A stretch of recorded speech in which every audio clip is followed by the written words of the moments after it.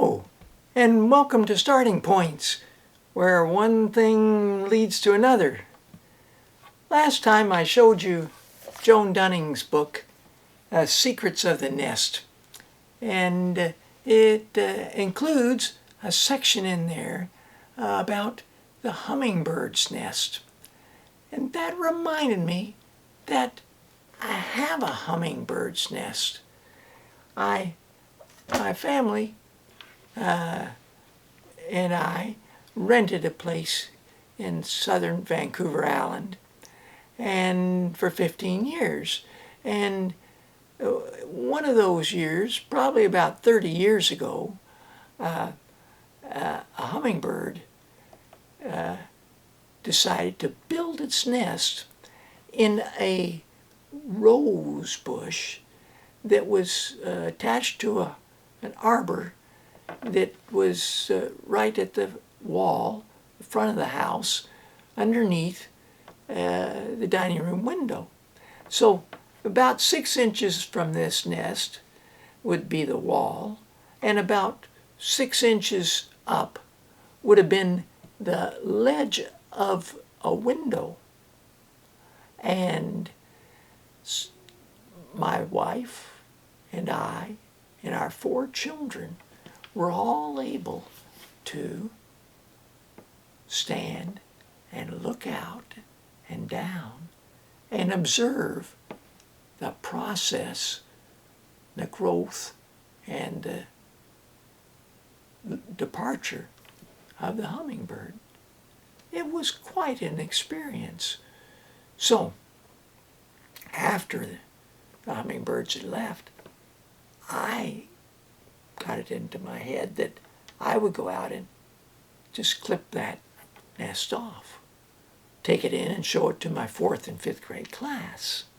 Now, later, I heard that hummingbirds often reuse their nest. But on subsequent research, it appears that they don't reuse their nest, which is a relief to me. What they may do is come back to the same tree or bush and build there again if it is proved to be a satisfactory spot. Now, I would assume that for this female Anna's hummingbird, that was not a satisfactory spot where you had people's big faces looking at you as close as I am to their nest.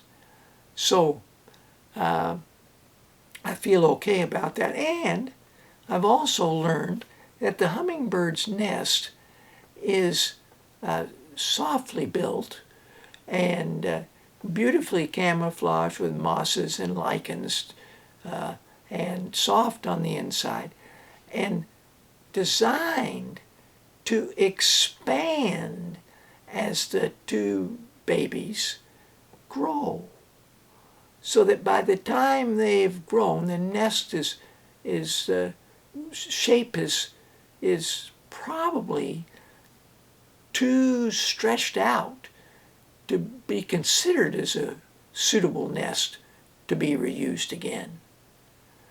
Anyway, it's a fascinating experience. I want to show you a book by Christine O'Connell George, illustrated by Barry Mosher. Now, I knew Barry Mosher's artwork, but never had read anything by Christine. But this is a journal of poems. She decides to keep a record of what they see in a poem once a day. Some days she would skip because there wasn't any real necessarily change in this. So it's a lovely book. And at the back of the book, there's a couple of features that she adds. She's got an author's note. One warm February morning, my family and I decided to eat breakfast on the patio of our home in Claremont, California.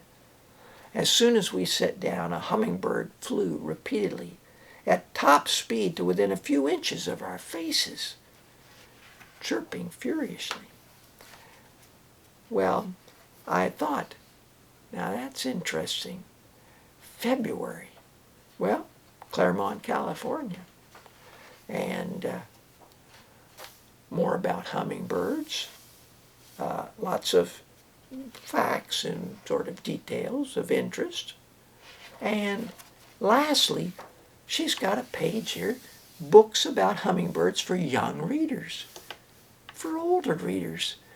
And I realized that's what I'm trying to do with these videos, give some suggestions of places one might go to find out more information about something you might be interested in, to encourage both the young readers and old readers.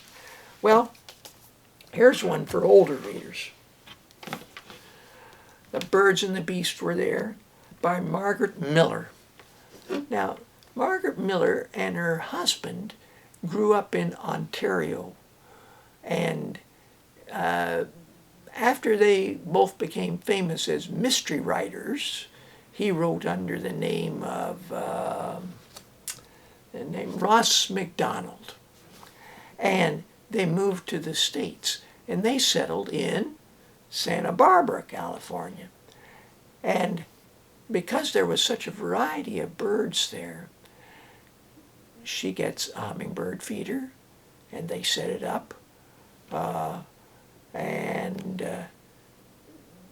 She starts this book by talking about the very personal relationship she has with the hummingbirds that come to live where they live.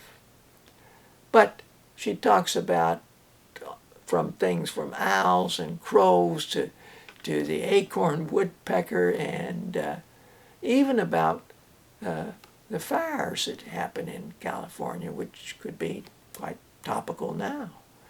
So this book I highly recommend. It's a delightful read. Now, is there anything else I wanted to mention about the hummingbird? Well, where we live now, we have a resident Anna's hummingbird. The people right behind us have a hummingbird feeder as well. And I've discovered that the hummingbird which stays year-round here doesn't survive just on flowers or sugar water from hummingbird feeders. It eats small insects, and it eats spiders. And in the winter, I often see it in the cedar bushes, going around and checking daily to see if there are any bugs, any spiders. I even saw it in February of this last year. It was hovering in the sky off our deck before the oak tree. Often it sits in the oak tree or in a plum tree or is around. I've never found its nest, but that's probably a good thing. It was doing a dance in the air, and I thought, what in the world?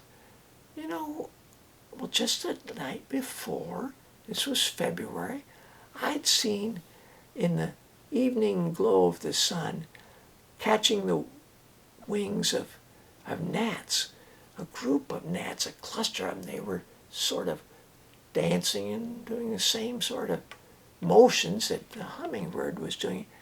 And though I couldn't see them, I thought to myself, maybe that hummingbird is feeding on the gnats. And I mentioned it to my older son, and he took a time-lapse series of photos. And you see in one of them, there's a hummingbird that's reaching out, and you can see the gnat. And then you can see the gnat in its mouth in the next frame. And fascinating. So there's there's that branch. And trees for food, for resting places, for nesting places, important for the hummingbird. Well, until next time, bye for now.